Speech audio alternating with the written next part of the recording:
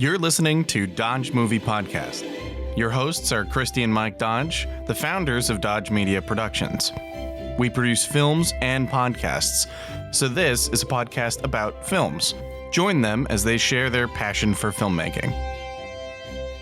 Welcome back, everybody, to the Dodge Movie Podcast. This is episode 102, finishing up our month of January. And I don't know if you figured out the theme yet.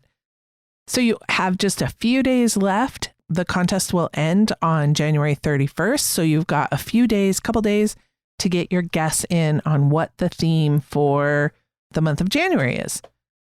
We are talking about Take Me Home. I think we watched this on Canopy, which if you guys don't use Canopy, it's fabulous because you just use your library card and then it's free. So library cards are free and this film is free on Canopy, and it's also, and it's spelled with a K, Kanopy. It's also free on Freebie, but that might be with some ads. Take Me Home came out in 2011, and it's written and directed by Sam Jaeger, who also portrays the main character, Tom. We know Sam from The Handmaid's Tale, The Eyes of Tammy Faye, The Politician, and of course, Parenthood. Co-star is his real-life wife, right? Yes, real-life wife. Amber Jaeger, who plays Claire. Victor Garber portrays his father. His name is Arnold. Lynn Shay is Jill. Christine Rose plays Lynette. And Brendan Elliot plays Eric. The DP is Jesse M. Feldman. We know him from the Interview with a Vampire series, the MacGruber TV series, and is it the Chi or the Chai? I think it's pronounced the Chai, the Shy. It's like Chicago, right?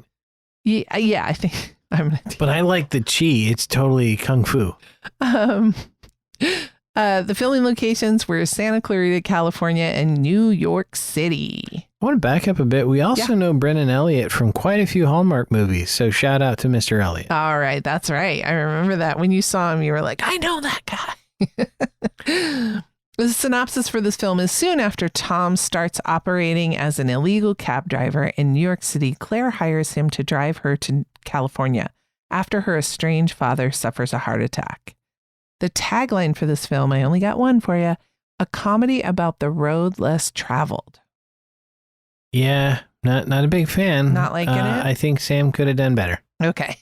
Now, to be fair, a marketing team maybe came up with that. Yeah, that's what I was saying. I think the writer, director, star probably had a better tagline himself. I do feel like when we talk numbers later, this probably qualifies as an indie film. So it could have been Sam. You're right. Yeah. I do think this is an indie film. It very much feels like it, but it's an expensive indie film because they're filming in different locations, and it's kind of hard to double some of these with, Atlanta or whatever.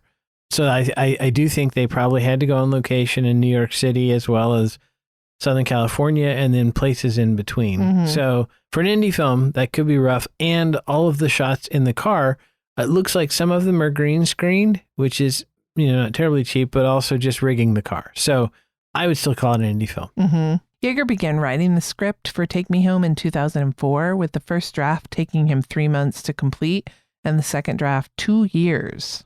And filming took place in 13 states, so they weren't listed in the filming locations on IMDb, so that's why I didn't include them. But apparently, Ohio was initially set as the backdrop for the story.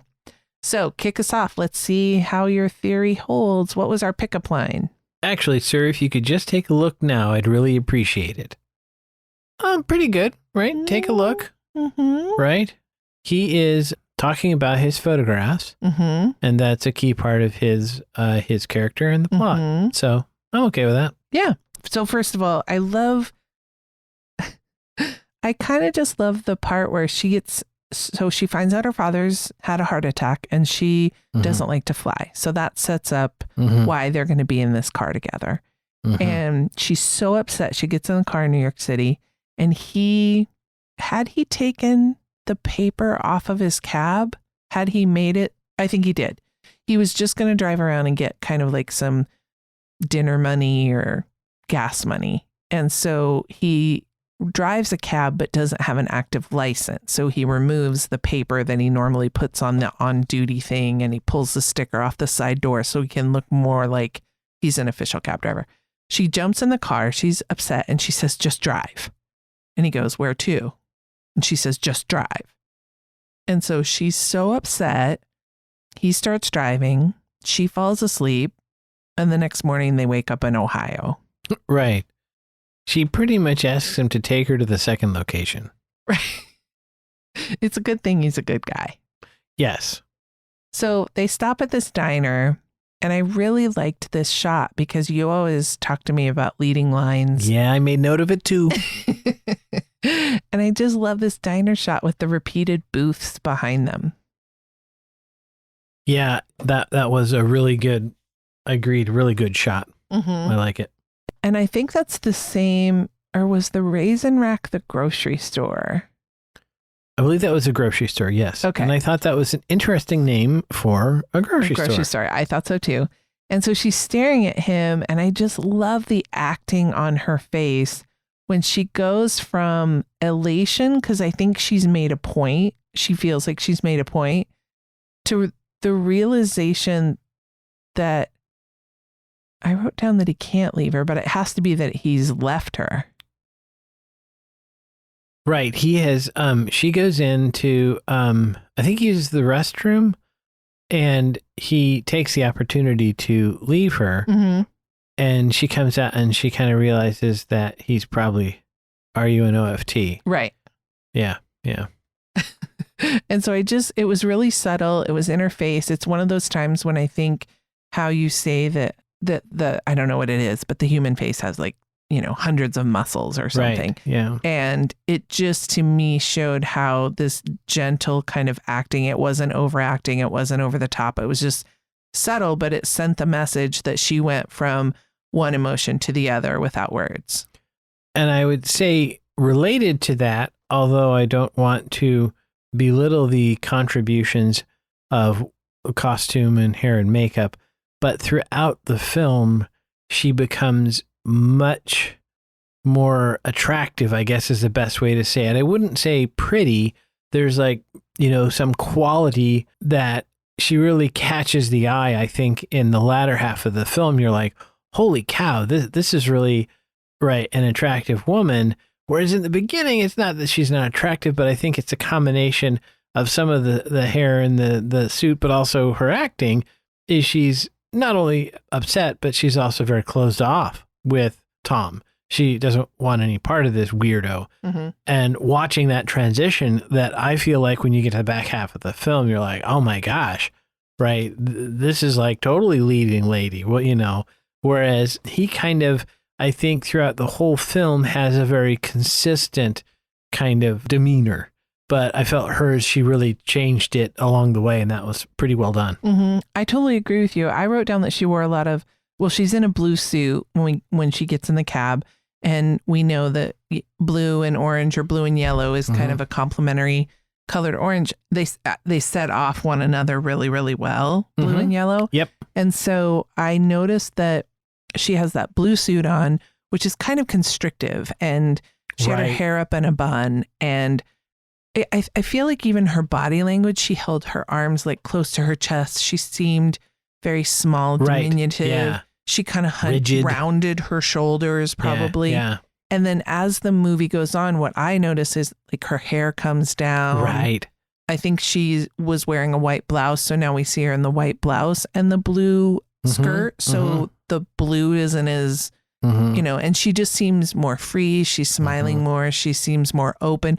I feel like she's standing up taller. She looks just more comfortable in her own skin as the movie went on. And then at the end, in the last scene, she's wearing this flowing blue dress and I think a cardigan, but just looks so comfortable and relaxed. And again, just gorgeous. It really, that arc, right? You can see visually, even if you didn't have the dialogue. So very good filmmaking. Yes. And I feel like in that last scene, when well, maybe not the last scene, but the scene when she's getting into the Suburban with Eric, her body language starts to close in again. Right. And she seems very shrouded in just this oppressive energy, which she was, I guess. My one beef is I don't believe that they are both this heavy of sleepers. So in one scene, he falls asleep and she's trying to wake him up. And it takes like 3 or 4 times of her shouting his name for him to wake up. And then supposedly she falls asleep and they go off the highway onto a dirt road and ends up in the middle of the desert that requires them to walk quite a bit, like hours, because we see time, like we see the sun go down. And I'm like, how do you drive off the freeway and your car would naturally be bumpy and one of them not wake up? So after having seen this film more than once, Yes. I believe that when they go walking, I think there's a line of dialogue that establishes that if they'd walked 180 degrees in the other direction, they would have hit the highway relatively quickly. So they went on a walkabout in the wrong direction. So, but how did they get there? It's a good question. It's pretty flat there, like in Colorado, at least where they were. So it's possible that it could have gone off the road, but I agree with you. They did seem to be remarkably heavy sleepers, especially when operating a motor vehicle. Like I could see a person nodding off, but not like, for 10 minutes. That seems like, maybe there. She drove so far, the car ran out of gas. Like, that's a long way. Yeah, we can return to that in the automotive section. Oh, okay. My apologies. No, for it's fine. stepping on I do want to come back to that. Okay. Oh, when he was stealing food in the hotel, I was frustrated that he didn't close up the suitcase first. Yeah, that seems basic. Like 5-year-old would figure that one out. It made for good comedy because as he's pulling the suitcase, there's like apples and bananas falling out. But right. I also like the comedy where he's unloading it and the family looks at him and so he like puts a banana back. Just one banana. But that actually that played for me like it. As It's a human funny. would do that. Like, okay, here, have a banana. I won't take everything. Yeah. Yeah, because it's like in the office, nobody wants to take the last donut. So they like cut it in half and then they cut that in half. You know, you don't want to be the person who takes everything. Right. The scene where they meet his parents, you could easily tell that his father, played by Victor Garber, is not amused. And I feel like you can tell, like, mom comes off like a dingbat. She's just, but maybe this is a common, roles that parents play, that one parent can overlook their child's, misadventures and the other parent is very critical. I don't know. But it just seemed like she was clueless and dad was just pissed. And we really didn't know why until, I guess, halfway through the dinner when Claire blurts out that he's a cab driver. And it's clear he hasn't been honest with his parents as to what he's been up to in New York. And so then we find out. And mom continues. She's just like, oh, well, as long as you're a good cab driver, which is fine. I have nothing against cab drivers, but it's clear that he went out there to pursue his photography. And I think because he was embarrassed and upset that it wasn't going as successful as he wanted it to, he told them, he lied to them and told them that he was doing great. I believe there's a line of dialogue where Victor Garber says something about Wall Street. There's the implication that he worked in finance on Wall Street. And obviously the cab driving is to make ends meet when the photography doesn't, which I think is realistic even in 2010, but certainly would be in 2023. Very difficult to make a living at photography.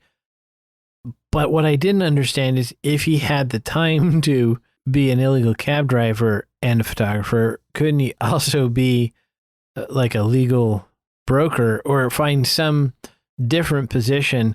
So, all right, but by the premise, by the bit. But that was kind of, you could see from the house and the clothing and the fact that mom had, a big wad of hundreds tucked in her jewelry box, right, that the family was doing well. And I think there's even some talk about a brother that's, a doctor or something. So you could definitely see that there was this environment where art was not considered a reasonable vocation. Sure. Yep. She feels betrayed that he didn't come clean to her and he didn't come clean to his parents, and they've run out of gas. And I just love how she kind of dresses him down and completely diagnoses him and his parents. Right. Like as to what's going on. Like she sees it. And it's almost like he's a little bit stunned that she nailed it so perfectly, and like a little impressed too. Right. He kind of looks at her like, whoa, how'd you do that? Because I think from a writing perspective, right, that's where the power dynamic starts to shift a bit, right? That at first she's a total wreck and he's got the car and she's dependent on him for everything. There's a line in there. She says something like, about him not having money. He says, no, you're poor. I have $83. Yeah, I like right? that line.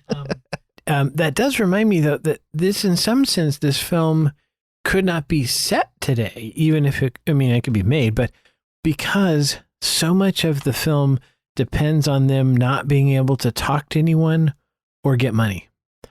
And I think if you had an iPhone, you would text your friend and he'd sell you a couple $100 and we'd be done. Right. So I loved that part of it because it harkens back to a day when you had to kind of survive on your own wits. And I like how they get clever, right? But then also over that time period, it starts to have some exposition where she has like a great line in there about like only weirdos have large DVD collections or something. It's good. Mm-hmm. Yeah. I did have another little, I wonder if you caught this. At the end, they're at her parents' place. He comes clean with everything. And he basically tells her everything about his parents, everything about being a photographer, everything about the cab. He even says, I believe he says, like, I love you. He's just like, I think he bears his soul, kind of. Mm-hmm. And she says that she believes him and that he will never lie to her again. And he agrees. And then she says, okay, then we can continue. I didn't feel that you've just met this guy a few days ago. And I know she has feelings for him. And I get it that maybe you would continue dating him and just see, but I feel like you wouldn't be like, okay, then I'm going to believe everything you say from now on. Yeah, that reminds me of listening to a podcast from a friend of the show and one of Sam's coworkers on Parenthood, Dax Shepard. People can be very good at lying. And one of the techniques they use is like, okay, this time I'm telling you everything. And they're not. And then you catch them and they're like, okay, no, this time I'm telling you everything. So I too caught that the second time around. It's like, wait a second, why? What evidence does she have that he is going to now be completely truthful? I'm not sure. However, my only guess for the character was she was like, I'm going back to New York City with that guy from the Hallmark movies. Okay, fine, whatever. Good, we're good. Was she just trying to get out of the conversation? I don't know. Maybe that makes sense. I felt like it was at a place. That's why I thought it happened once she was. It was at her sister's house after they had sprinkled the ashes. I believe it was like she was getting stuff out of the cab and they were both sitting in the cab or standing near the cab. It was just the two of them. Yeah. And they had he pretty much, like you said, kind of said, like, I'm into you. I want to, be with you. This is the thing now. And she was like, oh, well, thanks for sharing that. But okay, and bye. And it's very romantic. It's a wonderfully romantic gesture that, this person who finally did get real with you, because we know that he's telling the truth, the best that we've seen so far. Right. And so for her to say it, it's a beautiful gift to say, okay, I'll believe everything you say. Because it wasn't the first time that he had lied to her. Like she had found out about a couple other lies. And then, little ones like he didn't have any money or that he wasn't a cab driver, kind of like, those kind of things. And so it just seemed like too quick of a heel turn. I agree. I don't have any good explanation from a story perspective of that other than, right, if she really was in love with him, was that the rose-colored glasses? Yeah. Yeah, no, that's very fair. That's fair. I wonder, what did you make of him using the mirror to look up her skirt? I feel like today he wouldn't include that part. If we made it after the Me Too movement, maybe not. I think it's realistic, right? Sure. I think I think in the 80s, it would have been like nobody would have batted an eye. Yeah. Like, of course he's going to look up her skirt. I think today, if there's an attractive woman who's got a skirt on and her knees aren't close together, a fair number of people are going to look. Right. Isn't it in Pretty in Pink? Yes, it's very much Judd Nelson is under the desk and he's trying to look up the skirt of Molly Ringwald. Right. Or no, that's Breakfast Club. Oh, yeah. Is that But what we're talking about? No. What did you say? Pretty in Pink? Uh-huh. I thought the guy in the red Corvette adjusts the mirror to look up her sister's skirt or the popular. That sounds right. When I was in high school, ever so many decades ago, there's an individual who shall remain nameless, even though I don't support this behavior, who did try to take photographs up girls' skirts. This is like right. It was done. I know right. It was done, but I guess I think right now. And there's a line in there even where he says, when he's coming clean, where he says, I looked up your skirt a lot. Yeah, he did come clean. But, I don't know. I agree. I don't know if we would put that in the film today. Yeah. Okay. For sets, it was pretty much almost a bottle up with them being in the taxi cab for quite a bit of it. Well, do you have anything else from like writing or any other parts of the movie you want to address? Regarding the props, Tom is shooting what appears to be Nikon F series, probably shooting film. The first time I saw this, I was a little disappointed because it looked like there's a lot of extraneous action with the camera, lots of focus ring stuff. The second time around, actually, it played a little better, right?